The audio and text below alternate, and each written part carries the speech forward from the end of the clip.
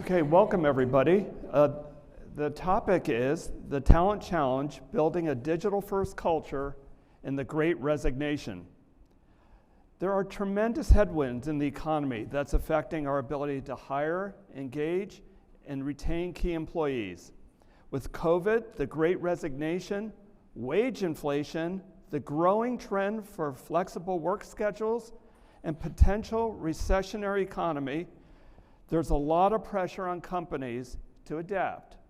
Additionally, with the labor market so overheated, we'll explore ways to attract and retain the workforce needed to power the digital transformation in insurance.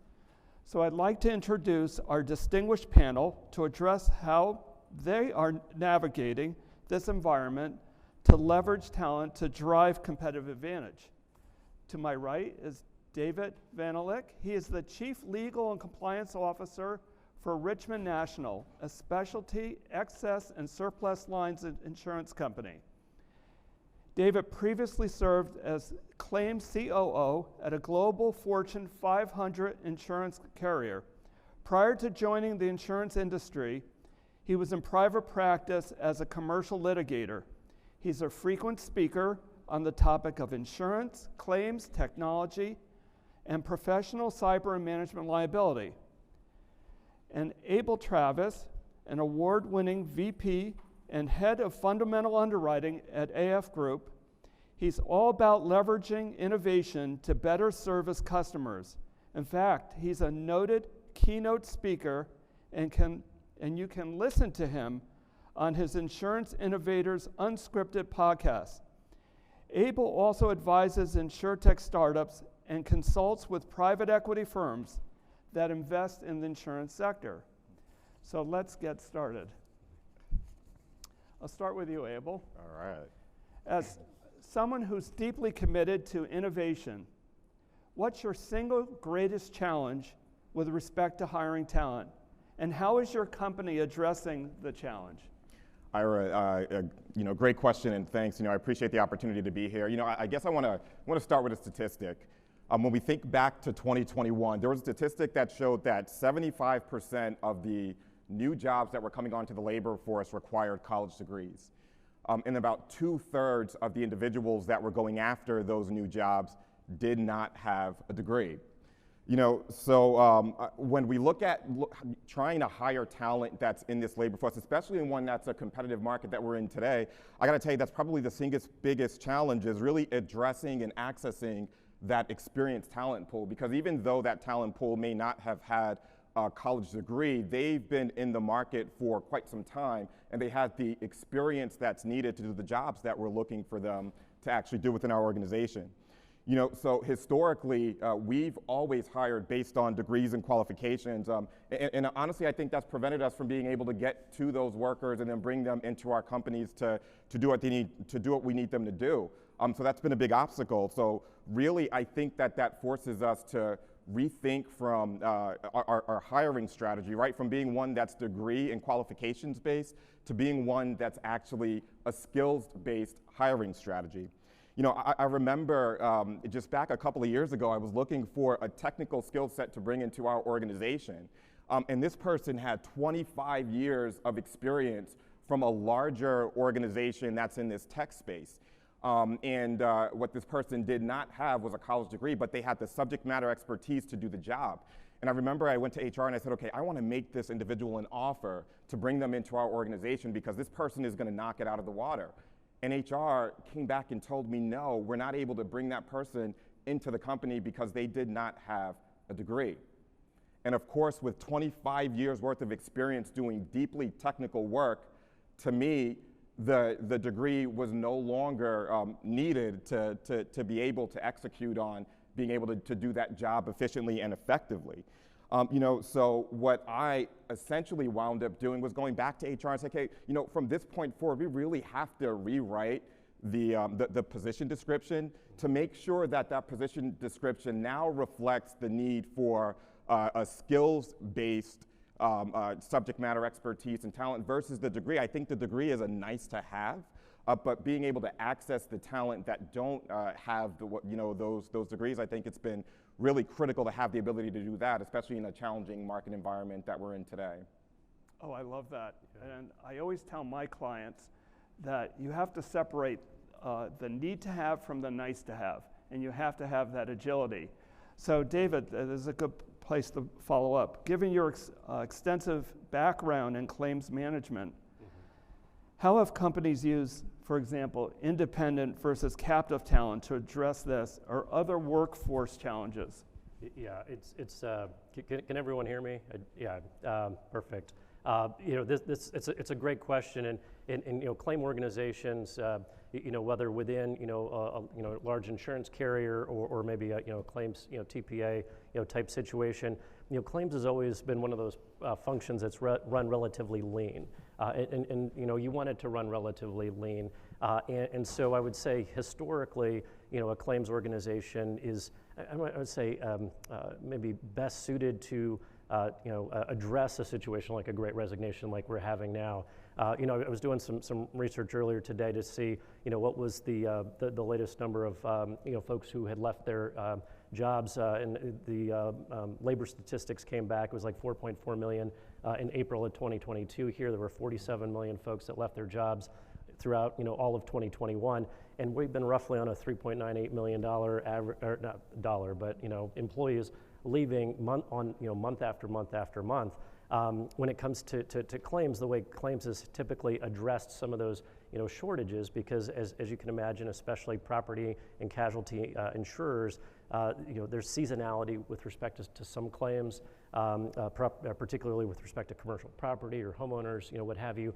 And so one of the ways that they've been able to address that is running a relatively lean internal organization, but then during times of heightened claim volume, claim severity, leaning more on claims TPAs, independent adjusters, and then being able to kind of retract and pull back from that as claim volume tends to dissipate.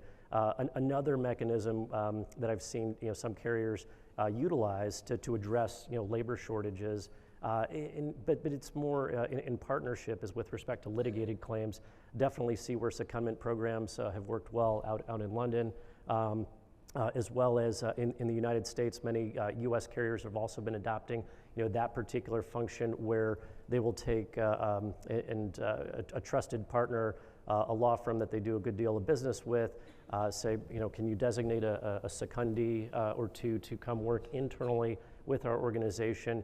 The carrier will then train that particular individual on maybe an underlying type of defense or coverage matters, and that individual is able to bring back those lessons, and the kind of the disposition of that particular claim unit back to their particular firms, and in exchange they're able to utilize some additional services, and so I think claims, unlike maybe other parts of a traditional carrier, has been able to deal with kind of that natural ebb and flow, but certainly the Great Resignation has posed a little bit more, put a little bit more stress on that structure. Well, speaking of stress, let's have Abel answer the following question about digital talent. Can you address how you're going about attracting highly skilled digital talent? Also, do you think that the current trend of tech layoffs presents an opportunity to you? You've heard the news lately with all the tech companies reducing staffs up to 10%. Absolutely. And it's interesting because, even as I look in our organization and we're looking for digital talent, and as I look at other organizations that, in our industry, they're always sort of leading with the talent or leading with the technology and not necessarily what they need from the talent, right? So they're saying, hey, we're looking for someone that can help us with this new data and analytics capability, or this new artificial intelligence capability that we're trying to bring into our organization. So one of the things that I always like to remind people, because I think we get this wrong in our industry too often, I always want to remind people that if you're doing a digital transformation, or if you're looking for this digital skill set, make it about the talent, don't make it about the technology. And then what we can ensure that we tell people is that we can give them the opportunity to work in an organization and in an industry that is doing so well and doing a lot of good for the people that we're serving within the insurance industry, for the customers that we're serving in the insurance industry. And then from that point, we can work to pair the technology with the right human skills that's coming along with these people and with these talented individuals that we're looking to hire in our organization, and understand that those individuals have the ability to be trained, so that way we can bet on the talent that they can actually learn, and then develop the next wave of skills that's going to be needed in our organization as we look at it from a future perspective. Now, there's that piece of it, but also, as we look at over the past couple of years, just remember what happened with COVID, right? Everybody went, to work from home. They worked at what we've been calling in a virtual environment and so on. What I think we learned is that, number one, workers can work from any place, whether it's digital talent or other type of talent, but those workers also want flexibility, especially in this post-pandemic world that we've been operating in. So we have to be sure that we can allow those workers to bring that digital talent, to bring that talent to our organization, from wherever they've worked, but also in whatever location that they're in as well. So, just even thinking about myself, I work for AF Group, and AF Group is located in Lansing, Michigan, for example. So digital talent doesn't typically tend to be in Lansing, Michigan, right? They're more in the what I would call the centers of Silicon Valley and California and New York and Boston and places like that. And we just have to remind ourselves that, hey, workers are now looking for the flexibility that's needed. We should be able to obtain that talent and then let that talent work and be in whatever location that they're in, as long as they can manageably and successfully work for the organization and produce the necessary work that we need. So, I even think about, the need for digital talent and then upskilling people that might be in our organization to give them the ability, especially if they don't have that digital or that technology background, right? But giving them the ability to learn what is needed of them and then apply that subject matter expertise to the business that we're running on a day-to-day basis.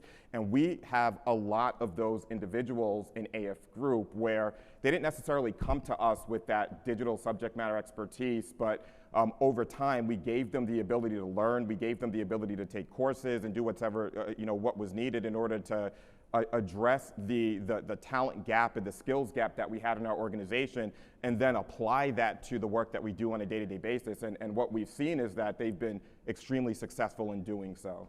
The last thing I want to mention is, whether this great resignation or the layoffs that's happening right now is, an opportunity for us. And I would say absolutely, right? Especially as we think about the layoffs in the insurance industry. That's been happening with a lot of these insurtech organizations. So we've seen companies like Root and Lemonade and some of the others that was on a hiring binge back in 18, 19, and even 20 and 21 now start to release a significant amount of their employees, some 20, 30%, as we've started to see a little more recently, right? Now, those are skill sets that might not have been insurance skill sets, but were extremely technical and then had the opportunity to learn the needs of the insurance industry. They are the superpowers, I would say, of a lot of the incumbent insurance organization that needs that technical skill set with the base understanding now of what insurance actually is. And I think a lot of these insurtechs that's in the industry that's now starting to lay off has trained folks in a way that allows some of the larger incumbent organization to onboard that talent. Yeah, and if I could just build off that last thread in particular, because to me, the insurance industry, I've been in it for 14, 15 years now. It's been very insular. It's primarily looked at, other insurance carriers, maybe distribution channel partners, for that talent, but it hasn't been exceptionally good at looking outside of the industry, recognizing that there are, great opportunities with skill sets that lie outside of the industry to pull in those, different perspectives, to your point, with respect to, the digital companies, with respect to layoffs, bringing in that talent set and looking at the, the groups, the various groups that have the highest quit rates right now under the Great Resignation. It's it's like hospitality and accommodations. It's retail. Folks with incredible customer service skill sets, problem solving skill sets, that sort of thing. pull in some of those folks into, a claim organization. That's claims is all about customer service. It's about, resolving, issues for your client, your policyholder in their deepest and biggest time of need, and bringing that level of empathy, to the table. Same with respect to underwriting and the creativity associated with that. I was a little surprised to see education was also very highly ranked up there in terms of folks leaving their jobs at this point. I was like, I know we've been looking at folks with educational backgrounds to assist with organizational change management within the organization to help upskill those folks who are already there, who have ideas, who want the ability to train themselves, understand how they can use their business knowledge and use these new digital skills to bring value to the customers. Yeah, I'd like to double click on that idea in terms of functional skills and industry skills. So for example, a number of my clients are looking for sales leaders, and it's in some ways it's just the market is so tight that they can't get that ideal person. So do you go more toward the functional skills or the industry skills, or how do you bridge that gap? Can you think of other examples? I know historically I've always gone to the functional skills side of the house, because I've always felt that you can teach the underlying technical skills, but from a functional perspective. And I'll harken back another claim example from years ago when claim organizations typically had folks who had been in handling claims for many years, litigated claims, and there was a movement maybe about 15 years ago where they started bringing in folks such as myself from private practice into the industry, folks who had litigated underlying claims themselves. And I know one of the the draws at that point, again, this was during the period of the Great Recession, was well, why would an attorney or partner in private practice want to jump into a claim organization? And it's like, look, you get this great ability to use those skill sets at a much higher strategic level in terms of resolving claims and underlying litigated claims for your client. You're not doing the every 6 minutes billing your time and not dealing with some of those administrative duties. And at the same time, especially if you're a litigator, you're actually building and helping building profitable products over many years. And there's nothing more rewarding than actually being part of an organization where you're actually building and contributing to a great profitable business. Whereas when you're in the law firm environment, it's much more transactional, and it's not about resolution. It's just about basically generating revenue. That's a great takeaway, because I think companies all have to learn how to be a lot more agile and then sell the benefit, right? Correct. Abel, you touched on this. Maybe David can go a little farther. How is the Great Resignation an opportunity for acquiring talent from outside the insurance sector? Yeah, if we think about what we've been seeing with the Great Resignation, I think what we've noticed is that it started to cause workers to want to reevaluate what their priorities are in this space, right? Just because, I talked a little bit about this a little bit earlier, but workers are looking for flexibility, opportunities for growth, and opportunities for advancement as well. So people are looking for better pay, better treatment, just those things in general, of course, circled with that opportunity for advancement that I talked about a little bit earlier. So I just remember in Fundamental Underwriters, the company that I lead for AF Group, we needed someone that was extremely technical, really to help to drive some expertise around risk management, that we had within our organization, right? It was really unfortunate, because as we were looking within the insurance industry, we recognized that the skill set that was needed was unfortunate because we couldn't find that within the insurance industry itself. So what we wound up doing was looking for individuals that might have had a safety and a regulatory background, and brought them into our organization in the insurance industry, even with no insurance expertise and no insurance background. Because what we figured we can do is train them on the necessary aspects of the insurance business that we're running within Fundamental Underwriters, while leveraging that safety and regulatory subject matter expertise to apply to what we need, for our business on a day-to-day basis, because that's what our business needed, right? It was that specific subject matter expertise that, it was hard to find someone that was in the insurance industry to drive that subject matter expertise and to have that, right? So, you can look across the entire insurance value chain and find that it's the same thing when you're, potentially looking for someone that's coming from the banking sector, for example, or the retail sector, or where we're at in Michigan, the automotive sector, where there's a lot of engineering or there's a lot of digital expertise, especially in the automotive sector, that an organization like ours has the ability to leverage overall. I just want to remind folks, right, irrespective of where people are technically trained, individuals and employees, they just want to make a difference in organizations, right? And if you give them the opportunity to make a difference, even if they're not within the insurance sector, if you're taking them from automotive and banking, they are going to be some of the best employees that you'll have working for you. And that's what we found with this person that we hired from the, from the regulatory and safety management background, one of the best in our team.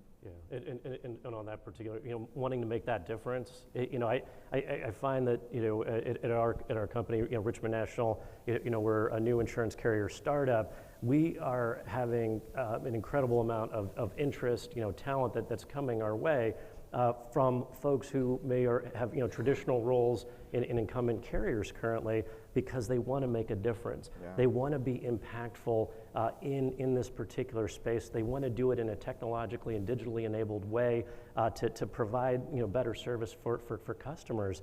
And it's really, I'd say, refreshing, engaging to see that the energy, the enthusiasm, where it's not folks having guardrails and basically instead kind of rolling up their sleeves and saying, how can we make this process better? And it's that piece plus having that ownership piece as well. I know when we were preparing for this particular session, you had mentioned stock options as a potential opportunity. Those types of incentives where you're aligning the financial incentive of folks on the line with company management, with your board of directors, with your investors and shareholders, is basically the best way to move that forward, as opposed to, okay, well, we're just going to do a bigger salary, because if you look at that, then that person will inevitably just look at the next opportunity, as opposed to be truly deeply being invested in the company. Yeah, it's so interesting because I'm seeing a lot of people in their 40s and 50s who've been in mainline insurance companies that are looking for that excitement, and and the insurtechs really offer that environment. So, so it's one thing to find employees. It's another thing to pay for the employees. So who wants to tackle this?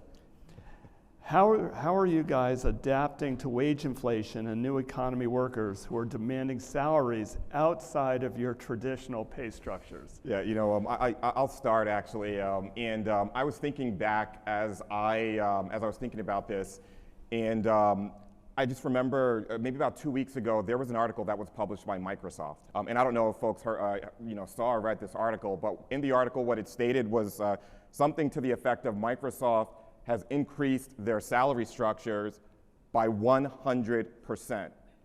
Think about that.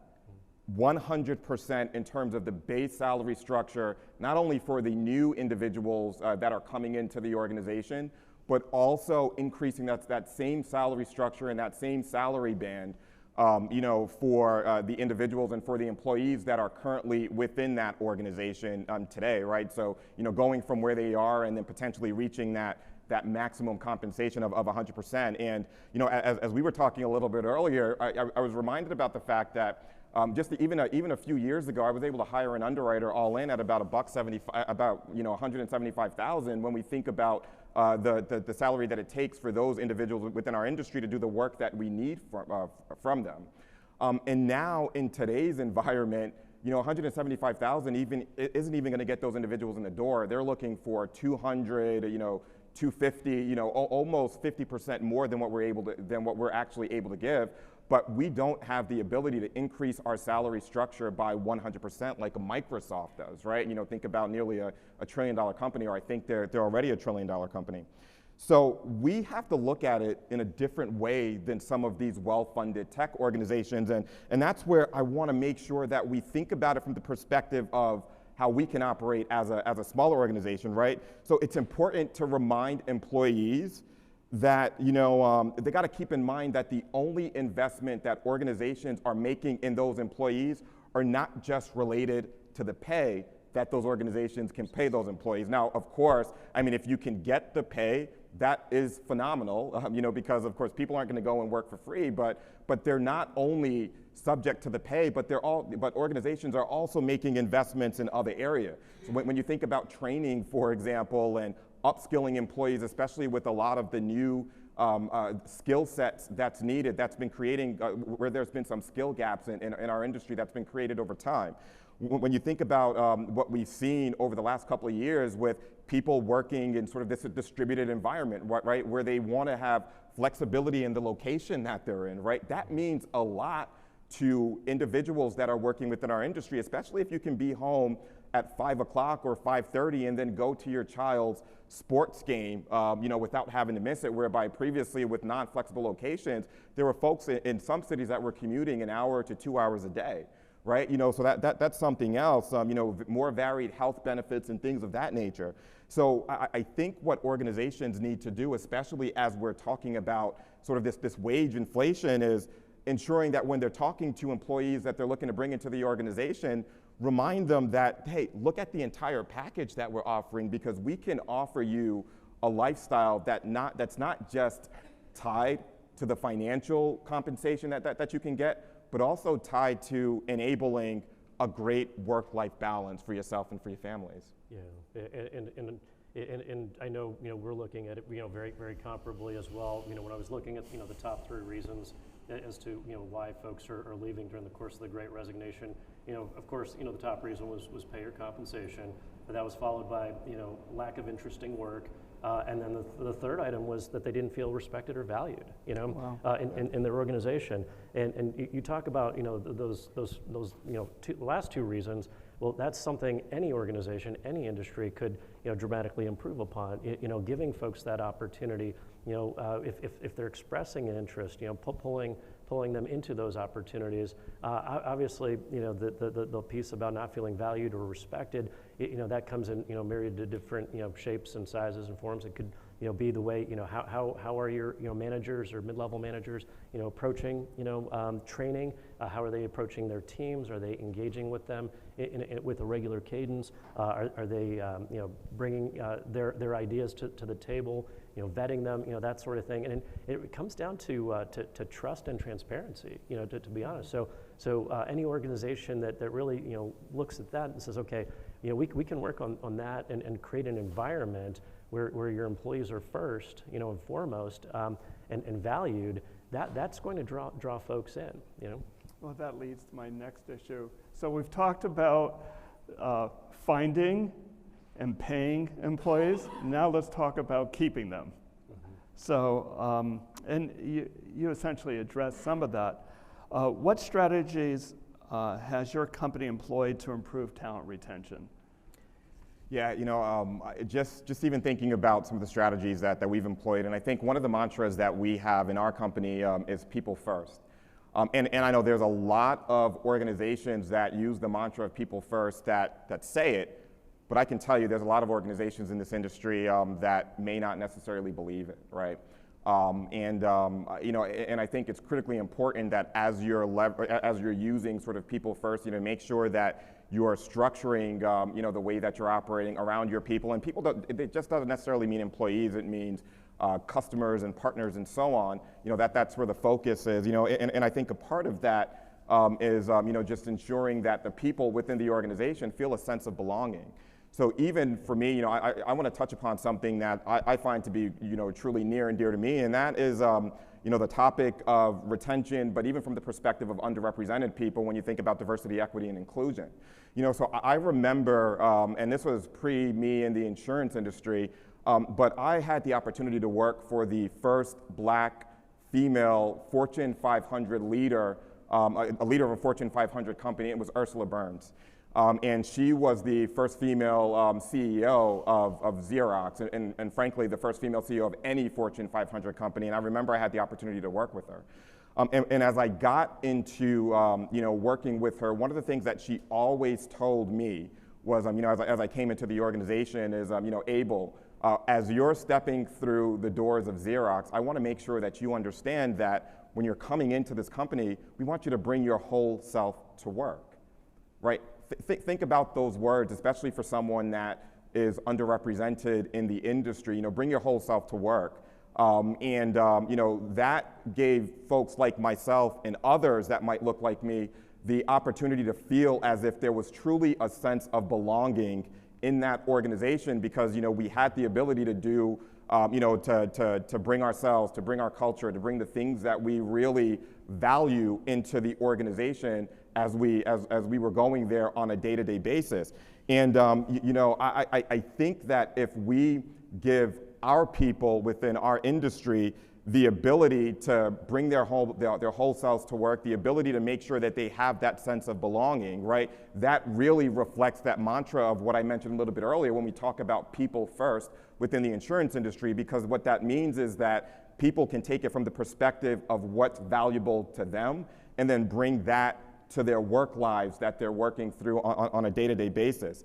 Outside of that, when we think about employer retention, things like mentorship programs, training and development, having a path to development and to enhancing and growing your career in an organization, I think it's critically important to folks that are coming into that organization, where they can see that there's a path for growth and for promotion within that organization, as well as the recognition, but frankly, just to go back to what I talked about a little bit earlier, allowing them to have that work-life balance that gives them the flexibility that they also seek on a day-to-day basis as they're doing their jobs on a daily basis. Yeah, in our organization, we use the term employee first. Yeah. So people, it's again, very comparable. And I know, what's we've been very successful with, again, creating that environment of, trust and transparency. Not only when we, bring folks in the door, we've tended to try to see if, there's anyone that, individuals have worked within the industry for years previously, who can, really know, what those folks are like, behind the scenes, to be able to bring them into the organization and help really, collaborate and build teams, whether it's, regular cadences on monthly town halls where, basically we're telling everyone how the company's doing, being very transparent about that. All of that, builds on itself and creates that level of trust that really, helps, facilitate that. Yeah. Okay, I have a whole different perspective on this, because I'm constantly interviewing candidates, and I invariably, they would say, when I ask them, well, why did you leave? Well, they would say, well, it wasn't the job that they sold to me, wasn't what I was hired to do. And so here's a pro tip, if you're interested. There's a tremendous problem with aligning the outcomes to the job. And so you may want to take note of this. So here's a question you can either ask yourself or someone who's doing the hiring. So let's say that just imagine that you hired this person and it was a great year. At the end of the year, in what 3 ways did they exceed expectations, both quantitatively and qualitatively? So then that's your job description. And very often when I talk to employers, they can't answer that question. They tell me about the functions, but not about the outcomes and what their expectations are. So, any thoughts? I think you got to start with that, especially when you're bringing individuals into the organizations, right? What is the expectation of the outcomes? Mm-hmm. I personally believe that. So a little bit earlier, I talked about skills-based, right? And that's the way that I do my hiring, is, as I mentioned earlier, was skills-based, right? So even if the person doesn't have the necessary expertise, I personally believe that we have to allow those folks to leverage the skills that they bring to the table in order to get to the outcomes that we're expecting of them as an employee. So that's where I think that if we, to your point, Ira, if we start with those outcomes, and then we give folks the flexibility that's needed and the resources that's needed in order to drive to those outcomes, then there shouldn't be an issue with what that person's expectation was for the job, versus the job that they actually completed throughout the year, because that's a results-based outcome that we're starting with, just in general. Yeah, and you know, from that point, I mean, also, you know, as you know, they're employed and kind of, you know, doing their job, and if maybe the function itself, maybe because of a business need needs to shift, again, you know, creating that transparency, creating those opportunities to, you know, be trained in other skill sets, to be, you know, promoted into those particular roles, will retain that individual, as opposed to have them, you know, walking away, you know, with basically, well, this isn't the job that I thought I was doing, basically, or what I came in to do. Yeah. Thank you. So one of my clients told me that the new retention strategy is to double up on the salaries. So maybe you can address this. If you had a magic wand, what's the one thing you would do to improve retention? Well, I mean, I can share with you again from where I sit currently. We don't have a retention issue because talent is being attracted because of the opportunities in our current environment. I would say that with incumbent, you know, carriers, maybe if there was a magic wand, I mean, one thing that we typically are seeing with many folks that we're attracting, to be honest, is kind of the day-to-day of kind of the, you know, the decentralized, you know, multiple different, you know, legacy systems in the environment and the platforms within which they work. Just the user experience, the employee experience is challenging. They want to do the substantive, you know, work, but the platforms that they're operating in are you know, very inefficient in getting in the way of that. And if they see an opportunity to join an organization that is, you know, operating on technologically and digitally enabled platforms in a current environment, to provide that level of customer service that they've always wanted to provide, and they can do that creatively, that would be the magic wand, is being able to eliminate that legacy and technical debt. Well, you both are clearly enlightened leaders, and it's really been a pleasure working with you on this panel. Are there any questions? Does anybody have any questions?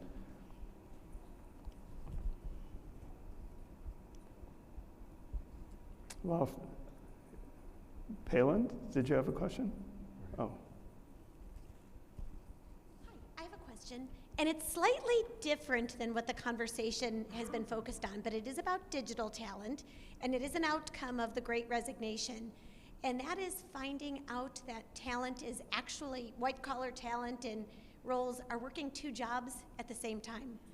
And I'm curious if you all have encountered this, or if you've been able to identify hints at when in this remote environment you might actually have folks working claims for two companies at a time, or technology two at a time.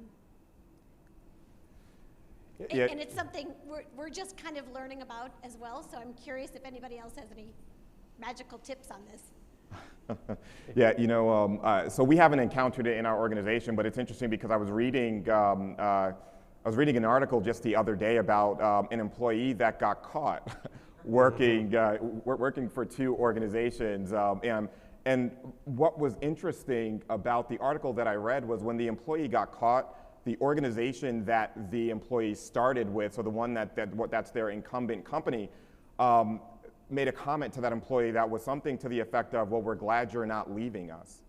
And I was actually a little bit shocked, but as I started reading deeper into the article, what I wound up learning was that the expertise that organization needed from that employee was so tough to find that they essentially turned a blind eye to that individual that was working two jobs, and decided to let it go on for a little while longer, while giving that individual an exit strategy to leave the other job, right? Through giving them opportunities for advancement, opportunities for additional training, and those sorts of things. Ultimately, it took about 6.5 weeks or 7 weeks or so from what I remember, but the individual did decide to stay at that incumbent organization and then came back at a higher level of role, right? And I believe that particular situation is probably a unique one. I know in most organizations, they're not going to tell you to, hey, continue to work both jobs. Right. But I do think that if you find that happening in your company, that means something is broken, right? Meaning that there might be something that the employee is missing as to the reason as to why they're looking for something else and why they're working on something else. So that could be, they're not compensated at a level that equivalent to the level of work that they're doing within that organization, or they're not happy because they're not having the ability to make a real difference in that organization, so they're not getting it from one place, so they're deciding to get it from someplace else, right? I honestly believe that you just have to find out what the root cause of that issue is and then try to address it from there. Yeah, and I heard stories through the grapevine, so to speak. It wasn't necessarily for the same type of role at two different companies, but it was an entirely different role. Especially as folks were completely remotely working. Now that many companies are bringing folks back in more of a hybrid, flexible approach, maybe 2 days a week, 3 days a week, you're starting to uncover more of these episodes. We have time for one quick question. We're not.